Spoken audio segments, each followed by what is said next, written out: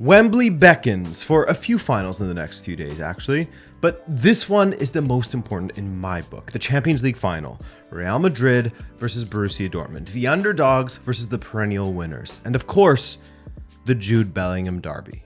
The odds are heavily stacked in one direction, as they always are when Real Madrid is involved in a final. But we always live for the underdog stories, don't we? Can Borussia Dortmund pull it off? Hey, I'm Adrian, and welcome to Rabona TV, and let's get going over the backstory coming into this final, how each side got here, and then the matchup and prediction at the end. Sound good? Also, be sure to let me know what you think will happen and what you hope will happen in the Champions League final. I'm curious to see what you guys think. This final feels like it could be a trap final. You never know. But we'll go over all of that, of course. Let's go. Real Madrid topped their group relatively easily and then had to go through RB Leipzig, which they won 2-1 on aggregate. Bit of a weird one, didn't expect it to be that close, and Leipzig really gave them a fright along the way. Then they took on Manchester City, the defending champions, and defeated them on penalties. And finally, they took on Bayern Munich, and thanks to a Manuel Neuer mistake, a rare one, they were back in the match and then killed off Bayern in stoppage time minutes later. It was wild stuff. They had some fortune along the way with the weird Leipzig non-goal in the first leg. That call could go either way, and you could argue with the Bayern match as well, right at the death. The referee made a massive mistake in blowing too early, leading both Militao and Lunin to not really try for the ball at all. We don't know what would have happened if the whistle hadn't gone. We don't know how they would have challenged Müller and De Ligt for the ball, but it was still a massive mistake from the referees. However, to say that they aren't deserving of being in the final is madness. They are still a team that has lost just twice all season long. Both matches being against Atletico Madrid, both matches in the Metropolitano, but they haven't lost a single time anywhere else. That's a funny stat. Atletico's trophy for the season as well, and an incredible feat for Real all the same. Plus, this is just what they do. They still had to go through the defending champions Manchester City and show that they can play some ugly ball. That second leg, they did what they had to, didn't have a shot on target past what I think it was like the 12th minute. Madness, but showing how they can be more than one thing. They can play that style. So everybody needs some luck along the way, right? But you create it. Keep that in mind. Borussia Dortmund were in one of the most balanced, difficult groups, and they topped it ahead of PSG, AC Milan, and Newcastle United.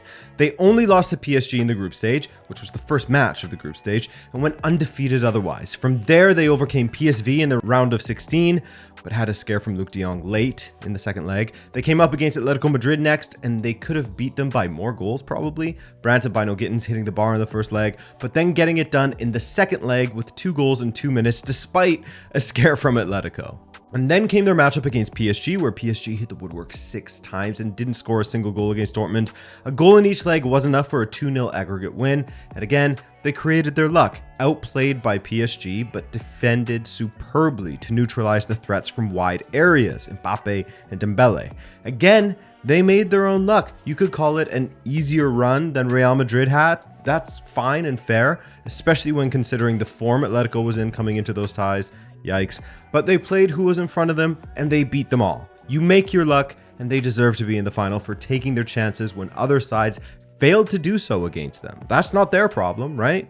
Now, domestically, their paths couldn't diverge more. Real Madrid, the champions of La Liga, by what's looking like it could be 12 points or so. We'll see after this weekend. While Borussia Dortmund could finish as high as 5th in the league. If it wasn't for the format change, and assuming Dortmund don't win the Champions League, they wouldn't even be in the competition next season, which is pretty crazy to consider, finishing 5th behind RB Leipzig. All right, let's start with the selection issues for each side. For Real Madrid, Tchouaméni is probably out, it's looking like. We'll see, which is a massive loss for them. They have never lost a match when he has started and will lose out on the defensive end of things without him in the midfield, as he allows both Kroos and Valverde to roam as they wish.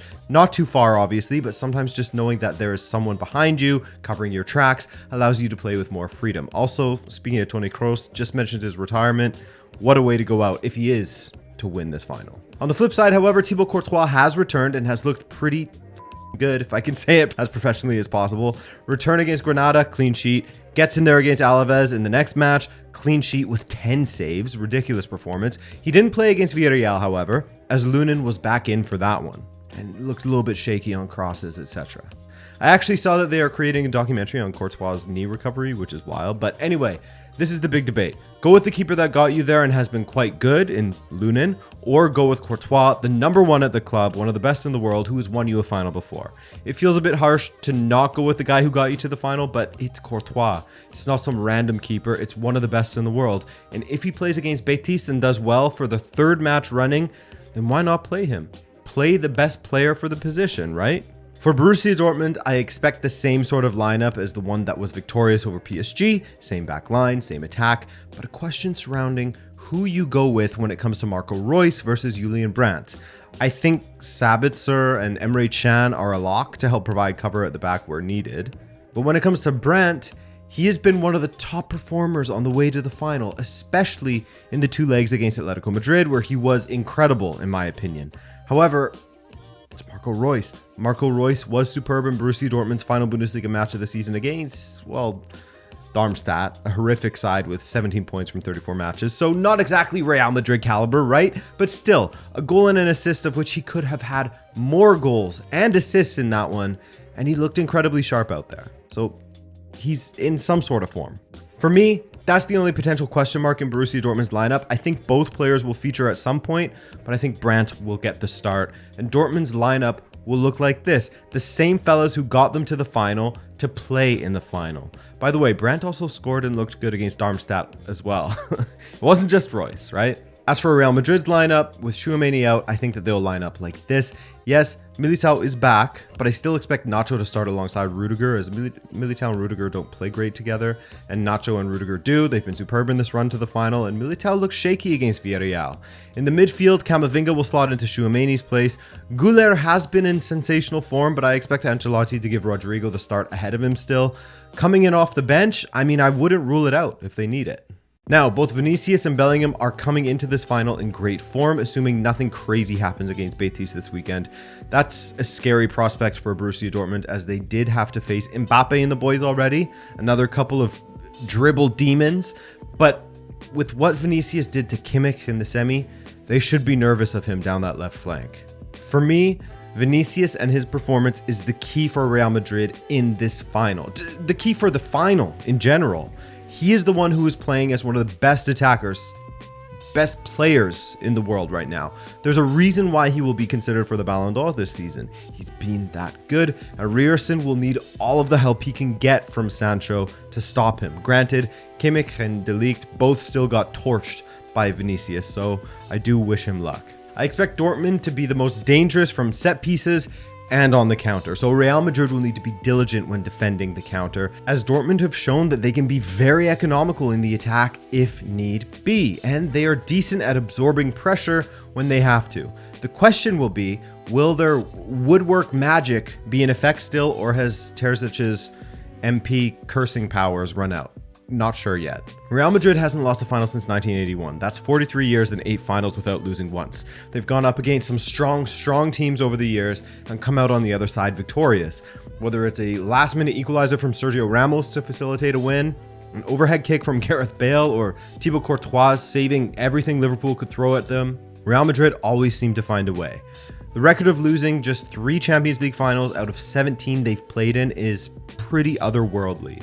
And yes, if ever there was a year for a fairy tale, if ever there was a year for an upset, it feels like this Borussia Dortmund side would be on the right side of it. Speaking of otherworldly, the football gods seem to be on their side. Just look at the 6 times PSG hit the post against them in 2 matches with double the XG. Then you factor in that they are the lowest ranked side since Chelsea in 2012 to make a Champions League final, and before that, it was Liverpool in 2005. Both of those examples ended up winning the Champions League.